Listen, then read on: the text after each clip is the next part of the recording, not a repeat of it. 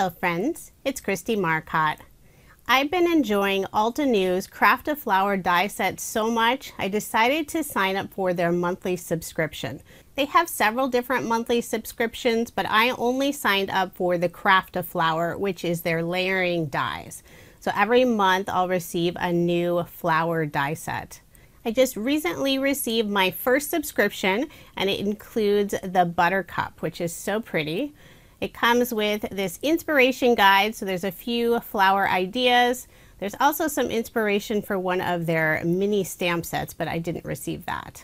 Now, I'm not sure what the cutoff date is to receive the Buttercup, so if you subscribe now, you may not receive that set. You would receive whatever the next one is. But here's a look at the Buttercup set. Isn't this so pretty? I love how they included a sentiment this time. So it has the word thank you and also the outline. And this flower just has one bloom, and then it has lots of different leaves. I also decided to bring in the Paper Rose Arty Love paper collection. Look at these beautiful color combinations.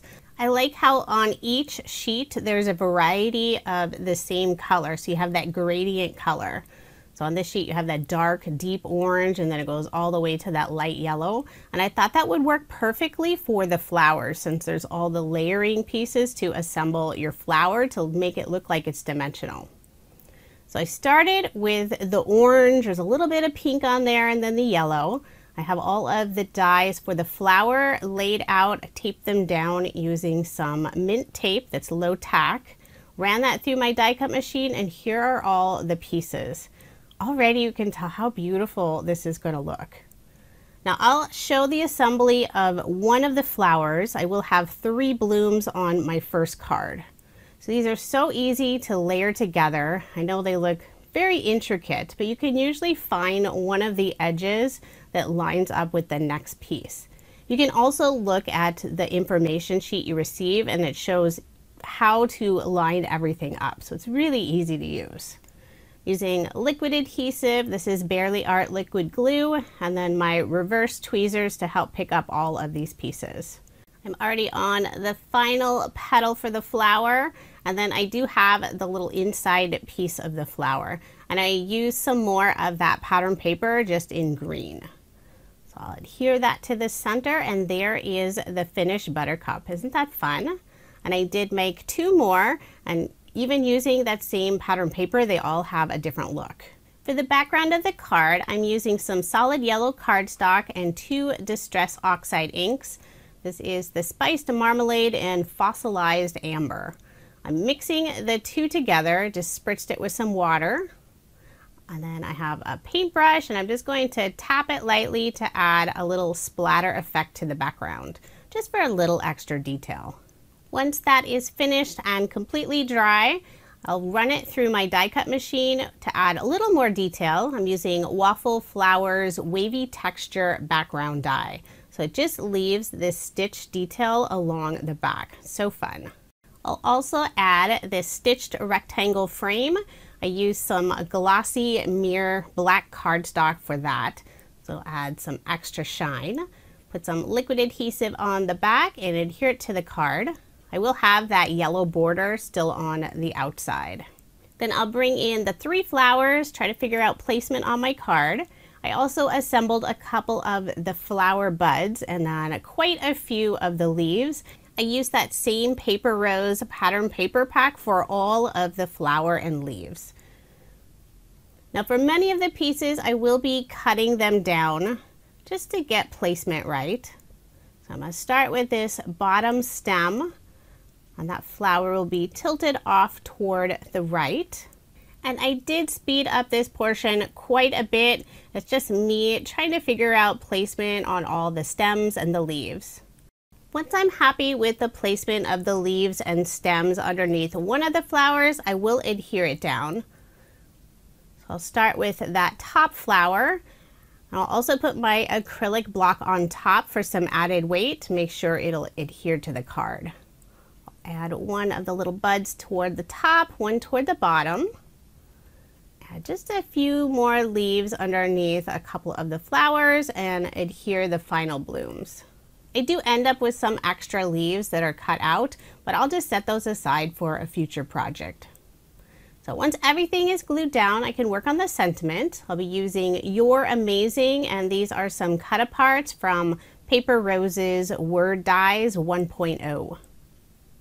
Put some liquid adhesive on the back and adhere that in that upper right hand corner. Put my card front onto a card base. And I will put a little bit of liquid adhesive just around the edge to make sure everything lays flat. Then to finish off the card, I'm using some Studio Katia Iridescent Mini Bubbles. So these are all the same size, but I love that iridescent finish, and I think it works beautifully on this yellow paper background. Using an embellishment wand to pick those up since there isn't adhesive on the back. Just putting a drop of Barely Art glue. There is my finished card, and I did make 2 using this same design. I absolutely love the look of the flowers with that pattern paper. And it's fun since every flower that I made looks just a little bit different. Now moving on to card design number 2, I'll be using that same pattern paper, but this time for the background. So this beautiful pink pattern. I've already assembled the flowers. I used 3 different solid pink cardstock, and I've also cut out the leaves in this dark green color. For this card, I'll only have 2 of the flowers and 1 of the little buds. So I'm attaching the stem first, and then again, I will speed this portion up quite a bit. Takes a little bit of time to assemble all the little pieces with the leaves and the stems, but I think it's worth it since the look at the end is so beautiful. I know Altenew also has their layering flower stamps. Now I haven't tried any of those, and I probably shouldn't because then I'll want to buy those as well. So for now, I'm going to stick with just the dies since I'm already addicted to those. I think this is my 5th set. It might be my 6th. Now I'm not sure. And this is the first monthly kit that I have ever purchased myself. Everything else that I use that is a monthly kit is either for my design team or a guest design project. And I do love all of those as well. I wouldn't use them if I didn't like them. I was trying to figure out if I could add in that 1 more flower bud, but it just didn't look right, so I decided to go with just the 1. Now the lower flower toward the right, I am popping it up using some thin foam squares. For the sentiment on the card, I'm using the thank you words that are included in the die set. I cut it out from some glossy mirror black cardstock. I won't be using the outline die though. Put some liquid adhesive on the back and adhere it to the right of the flowers. And I like how the words are separate, so you could put them side by side or stack them like I did. Trying to make sure to get them straight. To finish off this card, I'll be using the small clear dewdrops from Honeybee Stamps. There's a few different sizes in this mix. I'll put 2 in the upper right hand corner, 2 in the lower left hand corner, and 1 underneath the sentiment. And this glue will dry clear. I know it looks white right now. And there is my finished card. I did make 2. They look slightly different. I don't think I have the flowers exactly in the same position. Plus that background pattern paper, I used 1 sheet and cut it in half, so that does look different as well. Now moving on to card design number 3, using some more pattern paper, going with purple this time.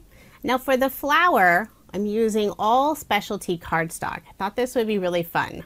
So I have some white shimmer cardstock for the background. I have some lavender, a light purple pearlescent cardstock for that second layer.